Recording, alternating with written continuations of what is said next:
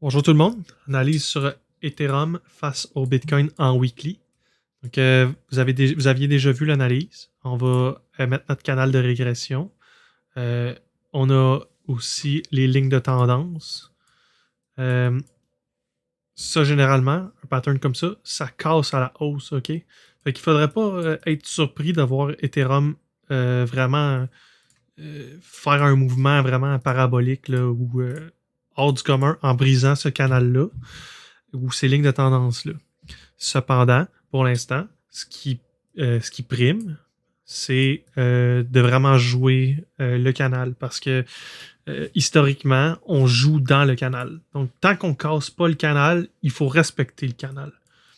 En ce moment, on a une consolidation à travers le canal. On voit, on est allé tester la ligne bleue qui est ici, ensuite la verte, puis on a été rejeté. La bleue, la verte, rejetée. La bleue, la verte, puis pour la première fois, on vient de la passer. Tant qu'on ne passe pas la ligne rose qui est ici, les probabilités qu'on parte à la baisse sont énormes. OK? Donc, en ce moment, il vaut mieux détenir du Bitcoin que de détenir de l'Ethereum. OK? Ici, c'est mieux de détenir de l'Ethereum parce qu'elle va mieux performer que le Bitcoin. Ici, c'est plus le temps de détenir de l'Ethereum. Ici, c'est le temps de détenir du Bitcoin.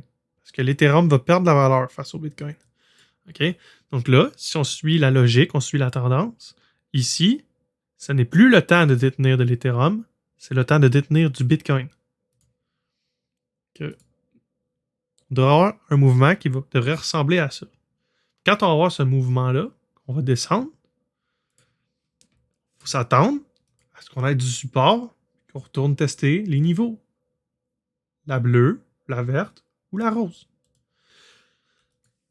Quand est-ce qu'on va casser nos lignes de tendance ici? Quand on va retester notre ligne de tendance, puis qu'après un retest, on va break out.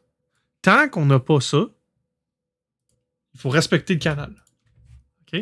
Qu'on pourrait avoir, exemple, une prolongation du mouvement, comme ça, un retest, puis décoller. Mais tant qu'on n'a pas quelque chose comme ça, le canal, c'est lui qu'il faut respecter.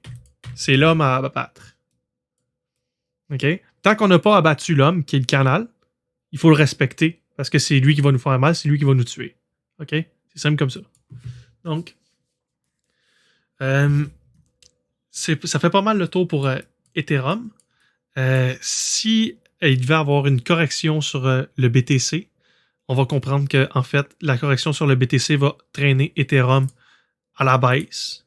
Puis qu'Ethereum va perdre plus de plumes que Bitcoin va en perdre sur la baisse potentielle qu'il peut avoir.